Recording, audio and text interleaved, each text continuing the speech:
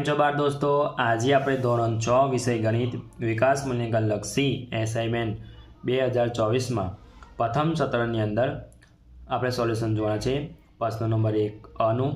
જો વિદ્યાર્થી મિત્રો હજુ સુધી આપણી ચેનલને સબસ્ક્રાઇબ ના કરી હોય તો કરી લેજો, બાજુમાં આવેલા બેલ આઇકનને દબાવી દેજો જેથી આવનારા વિડીયો નોટિફિકેશન તમને મળતું રહે। ચાલો વિદ્યાર્થી મિત્રો સોલ્યુશન જોઈ લઈએ। પ્રશ્ન નંબર 1 અ વિકલ્પ આપેલા છે ચેપ્ટર નંબર 1નું। તો પહેલું છે 6, 3, 9, 8, 0 અંકોથી બનતી મોટામાં મોટી 5 અંકોની સંખ્યા ખાલી જગ્યા છે। તો વિદ્યાર્થી મિત્રો મોટી સંખ્યા શોધવાની છે 5 અંક માટે। તો પહેલાં મોટી સંખ્યા કઈ છે 9, પછી આવશે 8, 6, 3 અને 0 એવી સંખ્યા કઈ છે તો એ આવે 6, 8 એટલે જવાબ આવશે અહીંયા એ। હવે બીજું જોઈ લઈએ। ખાલી જગ્યા સંખ્યાના અંકોની ઉલટા ક્રમમાં લખતા છતાં સંખ્યા તેની તે જ રહે છે। તો અહીંયા ગમે તે લખો તો જવાબ આવશે અહીંયા 101, 101 એટલે જવાબ આવશે અહીંયા બી। બીજું છે આપેલ સંખ્યામાં 8 અને 7ની સ્થાન કિંમતનો તફાવત ખાલી જગ્યા છે। તો અહીંયા વિદ્યાર્થી મિત્રો તફાવત લખવાનો છે। તો પહેલાં 8ની સ્થાન કિંમત છે, તો 8ની સ્થાન કિંમત કેટલી થશે તે 8, 1, 2 ને 3 મીંડા એટલે કેટલી થશે 8 થશે। પછી 7ની સ્થાન કિંમત કેટલી થશે 700 થશે। હવે આપણે એનો તફાવત લેવાનો છે। તો સ્થાન કિંમતનો તફાવત કેટલો થશે તો અહીંયા આવશે 0, 0, અહીંયા આવશે 7, અહીંયા આવશે 10, 10 વાળી 7 જાય એટલે 3 અને 7ના 7 એટલે આવશે અહીંયા સી જવાબ આવશે આપણો। તફાવત એટલે માઇનસ કરવાનો। ચોથું જોઈ લઈએ 3 અંકોની મહત્વની સંખ્યા વત્તા 1 બરાબર ખાલી જગ્યા। તો જવાબ આવશે અહીંયા એ 4 અંકોની ન્યૂનતમ સંખ્યા બરાબર છે। 4 અંકોની ન્યૂનતમ સંખ્યા એટલે સી જવાબ આવશે અહીંયા। હવે પાંચમું જોઈ લઈએ 1 કરોડ બરાબર ખાલી જગ્યા। તો અહીંયા આવશે 1 કરોડ બરાબર 100 લાખ। છઠ્ઠું આપેલ સંખ્યામાં 6ની સ્થાન કિંમત ખાલી જગ્યા છે। તો 6 આવે કેટલા મીંડા આવે છે તો 1, 2, 3, 4, 5, 6 એવા મીંડા ગણ લેવાના 1, 2, 3, 4, 5, 6 તો જવાબ આવશે સી।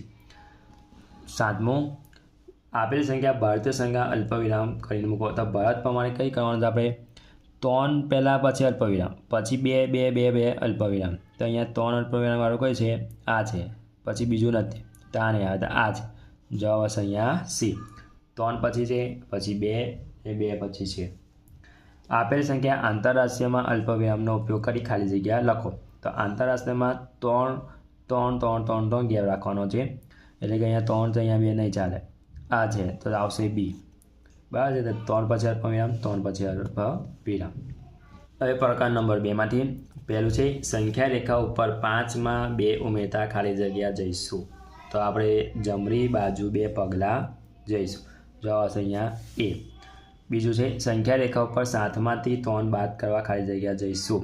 તો ડાબી બાજુ 3 પગલાં જઈશું, આવશે અહીંયા ડી। ચોથું છે 4096 ખાલી જગ્યા 4906 એમાંથી શું આવશે તો જવાબ આવશે અહીંયા સી આવશે, આ સંખ્યા મોટી છે એટલા માટે। એ જ પ્રમાણે ચોથામાં આવશે આ આવશે એટલે ડી આવશે। પાંચમું સંખ્યા રેખા ઉપર 520 એ 502ની ખાલી જગ્યા બાજુ છે તો જમણી બાજુ છે। સંખ્યા રેખા ઉપર 608 અને 680ની ખાલી જગ્યા બાજુ છે તો જવાબ આવશે અહીંયા ડાબી બાજુ છે તો બી। 799ની તરત સંખ્યા કઈ છે એટલે કે 800 છે, જવાબ આવશે સી। 4000ની તરત આગળની સંખ્યા છે 4000 તરત જ આગળની સંખ્યા એટલે આવશે અહીંયા 3999। પછી આવશે આગળ પ્રકાર નંબર 3માંથી 8 અને 20નો ગુસા ખાલી જગ્યા છે તો જવાબ આવશે અહીંયા એ 4 છે। હવે બીજું 13 અને 19નો લસા ખાલી જગ્યા છે તો જવાબ આવશે અહીંયા સી 247। 30 અને 6નો ગુસા ખાલી જગ્યા 30 છે તો શું આવશે લસા છે તો અહીંયા આવશે લસા આવશે। ચોથું જોઈ લે ખાલી જગ્યા સ અવિભાજ્ય સંખ્યાઓ છે, જવાબ આવશે અહીંયા ડી 18 અને 25। પાંચમું ખાલી જગ્યા સ અવિભાજ્ય સંખ્યા નથી તો જવાબ આવશે 14 અને 26 એટલે જવાબ સી। ખાલી જગ્યાને 3 વડે નિશેષ ભાગી શકાય છે, તો અહીંયા આવશે ડી 7755 ને. 7મું ખાલી જગ્યાને 9 વડે નિશેષ ભાગી શકાય છે, તો 4005 ને, તો આવશે એ. ખાલી જગ્યાને 4 વડે નિશેષ ભાગી શકાય છે, તો 2856 ને, જવાબ આવશે એ. જોઈશું હવે પ્રકાર નંબર 4માંથી. પહેલું છે ખૂણાના બંને ભુજ ખાલી જગ્યા હોય છે, તો જવાબ આવશે અહીંયા કિરણ હોય છે, સી. ખૂણો પી ક્યુ આરના ત્રણેય બિંદુઓ પી ક્યુ અને આર એ ખૂણાની ખાલી જગ્યા આવેલા છે, તો ક્યાં આવેલા હોય છે? ઉપર આવેલા છે. ત્રીજું કિરણ એ બી અને કિરણ એસીનું સામાન્ય ઉદ્ભવ બિંદુ ખાલી જગ્યા છે, તો જવાબ આવશે અહીંયા એ. ચોથું સી બી અને ડી બિંદુઓ એક જ રેખા ઉપર આવેલા છે. જો સી બી અને ડી એક જ રેખા પર હોય એનો મતલબ તો કિરણ બીડીનું વિરુદ્ધ ખાલી જગ્યા છે, તો જવાબ આવશે કિરણ બી સી આવશે ડી. હવે 5મું રેખા એ બી ઉપર સી અને બી બિંદુ છે, તો રેખા એ બી બરાબર ખાલી જગ્યા, તો આવશે રેખા સી ડી. 6થું કિરણ પી કે ઉપર બિંદુ એમ આવેલું હોય તો કિરણ પી કે બરાબર ખાલી જગ્યા, તો જવાબ આવશે પી એમ એટલે સી આવશે. હવે 7મું બહુકોણ અને બંધ આકૃતિ ખાલી જગ્યાથી બનેલો હોય છે, તો રેખાખંડોથી બનેલો હોય છે. ખાલી જગ્યાની લંબાઈ માપી શકાય છે, તો રેખાખંડ આર એમની લંબાઈ માપી શકાય છે. આગળ પ્રશ્ન નંબર 2 જોઈ લે કે ખાલી જગ્યા છે પ્રકાર નંબર 1માંથી. તો અહીંયા આપેલી સંખ્યામાં સૌથી નાની સંખ્યા કઈ છે? તો હવે એ સંખ્યા દેખવા માટે આપણે પહેલો અંક જોવાનું 2, 2 અને 2 અને 2 સરખા, 5, 5, 5 એ પણ સરખા છે. આપણે સૌથી જોવાની નાની સંખ્યા અહીંયા આવશે 3, 4, 6 અને 4, તો કઈ સંખ્યા આવશે? આ સંખ્યા સૌથી નાની છે, તો અહીંયા આવશે 25346 સંખ્યા સૌથી નાની. હવે આપેલ સંખ્યામાં બીજું છે આપેલ સંખ્યામાં સૌથી મોટી સંખ્યા, તો સૌથી મોટી સંખ્યા જોવા માટે પણ આ જ 4, 4, 4, 4 સરખા છે, તો બીજો અંક લેવાનો 3, 3, 3 અને 3 એ પણ. તો ત્રીજો અંક લઈએ 5, 2, 0 અને 5, સૌથી મોટી સંખ્યા કઈ થશે? 43520 સૌથી મોટી સંખ્યા થશે. એ રીતે અહીંયા ત્રીજો 3, 5, 0, 6, 9 અંકો વડે બનતી 5 અંકની નાનામાં નાની સંખ્યા કઈ છે? તો અહીંયા આપણે નાનામાં નાની સંખ્યા લેવાની છે, તો અમારી સૌથી નાનું કઈ છે? 0 છે, પણ 0 લેવાની જરૂર નહીં, તો સૌથી 5 અંકની જોડે એટલે 3 પહેલાં લેવાનું, પછી 0 લેવાનું, પછી એનાથી નાનું કયું છે ભાઈ? 5, એનાથી નાનું 6 અને સૌથી નાનું એટલે સૌથી મોટું ઉતરતા ક્રમમાં લેવાનું. એટલે સૌથી પહેલાં નાનું લેવાનું એટલે 0 ના આવે પહેલાં 3 લેવાનું, પછી એનાથી નાનું આવશે, પછી એનાથી મોટું, પછી એનાથી મોટું અને એનાથી મોટું, એટલે આ સંખ્યા બનશે 30569 સંખ્યા થશે. ચોથું 6 અંકની નાનામાં નાની સંખ્યા કઈ છે?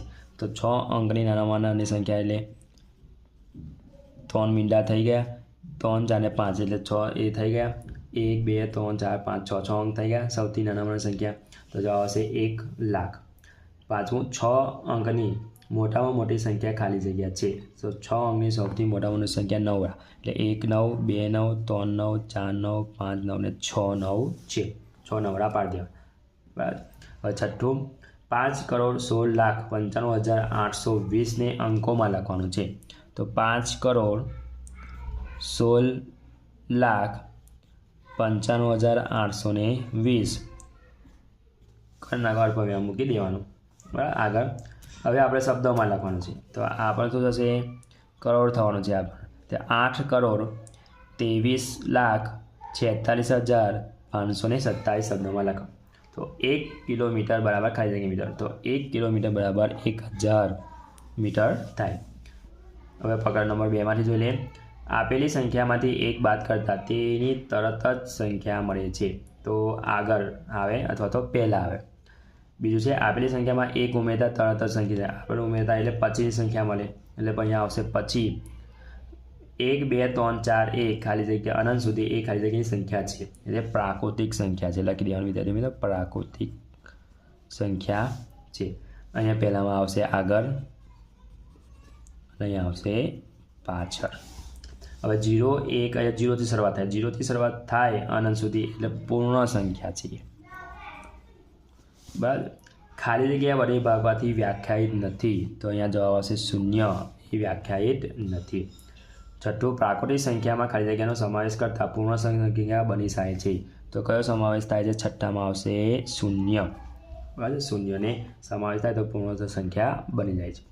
ખાલી જગ્યાએ ગુણાકારની તટસ્થ સંખ્યા છે તો 1 ગુણાકારની તટસ્થ સંખ્યા છે, એને જવાબ આવે. ખાલી જગ્યાએ સરવાળાની તટસ્થ સંખ્યા છે તો આવશે 0. પ્રકાર નંબર 5ની ખાલી જગ્યા છે. પહેલું જોઈએ, કોઈ પણ ત્રિકોણમાં બે બાજુઓના માપનો સરવાળો એ ત્રીજી બાજુના માપ કરતાં ખાલી જગ્યા હોય છે વધુ હોય છે અથવા તો વધારે હોય છે. બીજું, પૂર્વ દિશા અને દક્ષિણ દિશા વચ્ચે ખાલી જગ્યા માપનો ખૂણો બને છે તો 90નો માપનો ખૂણો બને છે, એને કાટકોણ પણ કહેવાય.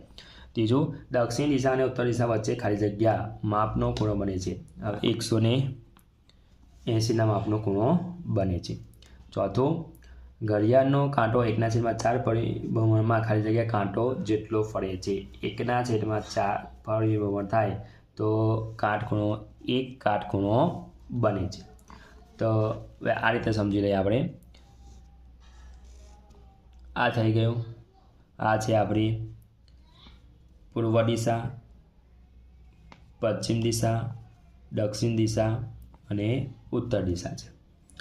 હવે આપણે અહીંયા પૂર્વથી દક્ષિણ આવવું હોય તો 90નો ખૂણો ફરે, પૂર્વથી પશ્ચિમ આવવું હોય તો 180 અને પૂર્વથી જ પૂર્વ પાછું આવવું હોય તો 360°નો ખૂણો બને. હવે એ જ રીતે 1/4 છે તો 1/4 એટલે અહીંયા પડશે 90°નો ખૂણો, એટલે અહીંયાથી અહીંયા 90°નો ખૂણો થશે, એટલે 1 કાટખૂણો બનશે, એટલે અહીંયા 1.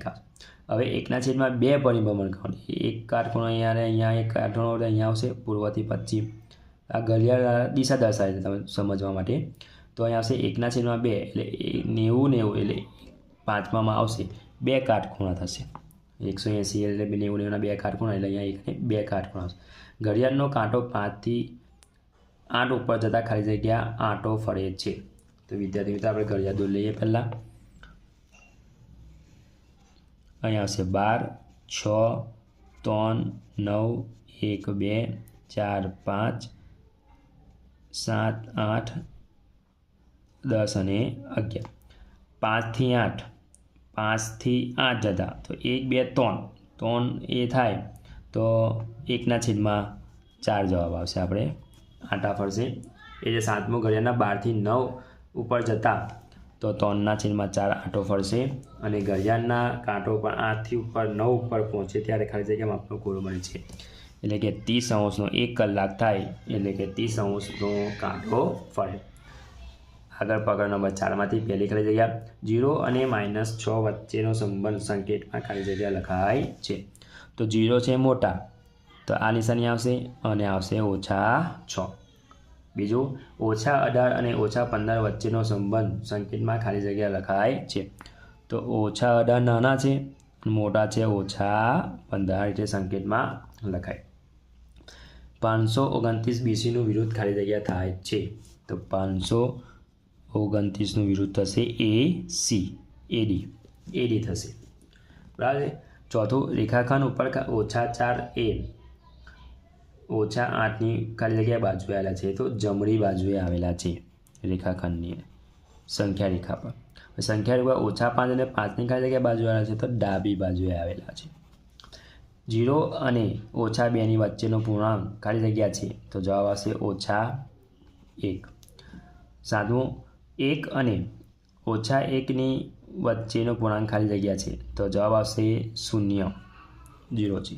-4માં 4 ઉમેરતા તો ખાલી જગ્યા મળે છે. -4માં 4 ઉમેરતા એટલે -4માં ઉમેરતા એટલે વત્તા, ઓછા એટલે 0 આવશે, તો અહીંયા આવશે 0 આવશે. જો વિદ્યાર્થી મિત્રો આ મારો વિડીયો ગમ્યો હોય તો લાઇક કરજો, તમારા ફ્રેન્ડ સાથે અચૂકથી શેર કરજો. હજુ સુધી આપણી ચેનલને સબસ્ક્રાઈબ ના કરી હોય તો કરી લેજો, બાજુમાં આવેલા બેલ આઇકન દબાવી લેજો જેથી આવનારા વિડીયો નોટિફિકેશન તમને મળતું રહે. Thank you.